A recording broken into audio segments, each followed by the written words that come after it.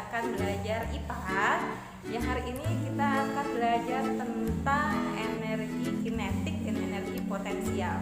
Sebelum kita mulai ke pembelajaran, kita awali sama-sama dengan baca basmalah ya. Bismillahirrahmanirrahim.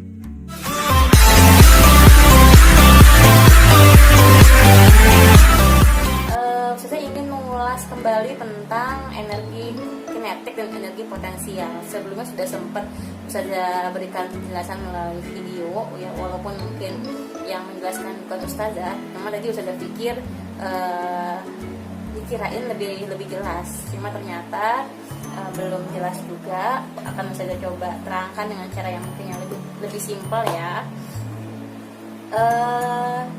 Energi kinetik, apa sih energi kinetik yang sebelumnya sudah kamu pelajari ya, yang sudah dijelaskan sebelumnya.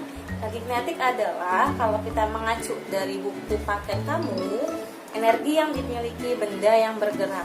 Energi kinetik adalah energi yang dimiliki oleh benda yang bergerak. Nah, berarti kalau sudah ambil contoh ini bola. Ketika bola ini diam di atas tangan ustazah, apakah dia memiliki energi kinetik? Enggak, karena dia diam, dia tidak bergerak. Kecuali ketika dia mulai bergerak ke atas dan turun ke bawah, dia baru memiliki energi kinetik ya. Jadi ketika bola ini masih terdiam, maka dia belum memiliki energi kinetik karena dia belum bergerak. Kecuali ketika tangan ini mendorongnya ke atas, ada energi dari tangan ini yang mendorongnya ke atas dan turun lagi ke bawah, maka bola ini baru memiliki energi kinetik. Lalu perbedaannya apa dengan energi potensial? Energi potensial adalah energi yang dimiliki oleh suatu benda karena letak atau kedudukannya, karena posisinya. Jadi ketika bola ini terdiam di atas tangan ustazah, dia sudah memiliki energi potensial. Hanya energi potensialnya tidak sebesar ketika bola ini semakin melambung ke atas ya. Jadi semakin melambung ke atas, energi potensialnya berubah nggak? Berubah gitu. Jadi energi potensial itu yang terpenting, dia bergantung sama ketinggian dari benda tersebut. Maksudnya ketika benda itu masih ada di tangan ustazah, ustazah anggapkan saya tangan ustazah ini adalah tanah ya, tanah. Ketika masih ada berada di atas tanah, lalu bola ini melambung, dilempar ke atas, semakin tinggi, maka energi potensialnya akan semakin besar ya. Jadi semakin tinggi kedudukan suatu benda, maka energi potensialnya akan semakin besar. Nah, yang namanya benda dilempar, ketika kamu melempar sebuah benda, nggak mungkin kalau selama benda itu masih di bumi, ketika kamu melempar ke atas, pasti akan ada suatu titik dia akan kembali lagi ke bawah ya kan. Ketika bola ini dilempar ke atas, pasti akan ada suatu titik dia terhenti, lalu dia akan turun lagi ke bawah. Nah, ketika si bola ini terhenti sampai ketinggian maksimum ya, ini energi potensialnya juga maksimum atau lebih, atau paling tinggi, paling besar. Lalu ketika bola ini turun kembali, maka energi potensialnya yang tadinya tinggi lama-lama menurun, lama-lama sampai lagi ke tanah, energi potensialnya menjadi 0 dan berganti menjadi energi kinetik. Jadi kalau ustazah gambarkan seperti ini ya.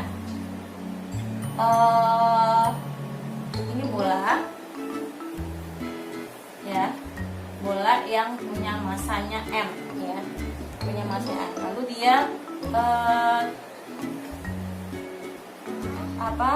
dia berada pada ketinggian, dia dilempar sampai ketinggian ini.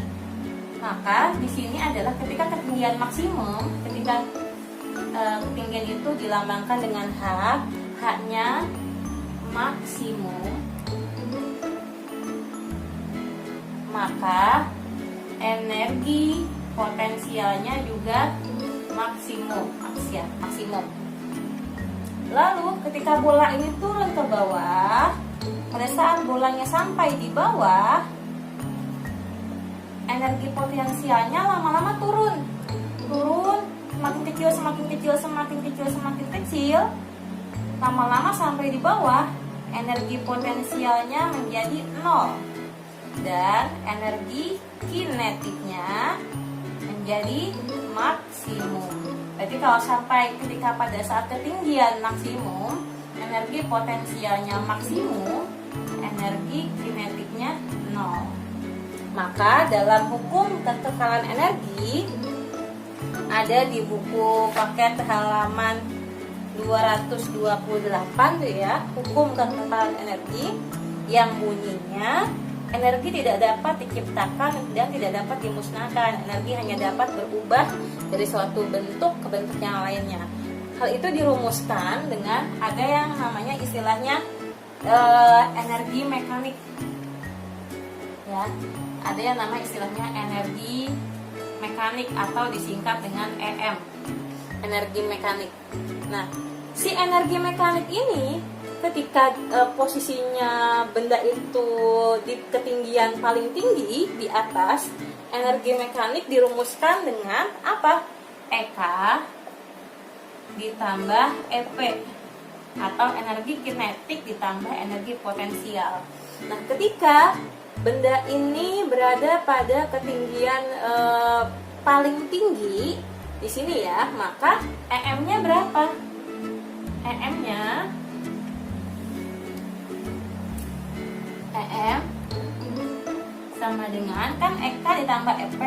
Kalau EK-nya 0 ditambah EP-nya maksimum atau kita tuliskan EP ya, maka EM sama dengan EP atau energi mekanik sama dengan energi potensial. Ini saat benda di ketinggiannya paling tinggi.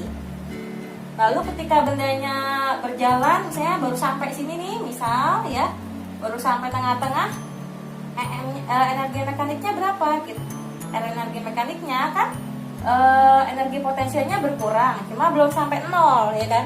Energi kinetiknya juga bertambah, cuma belum sampai maksimal. Maka tetap rumusnya energi mekanik sama dengan EK ditambah EP.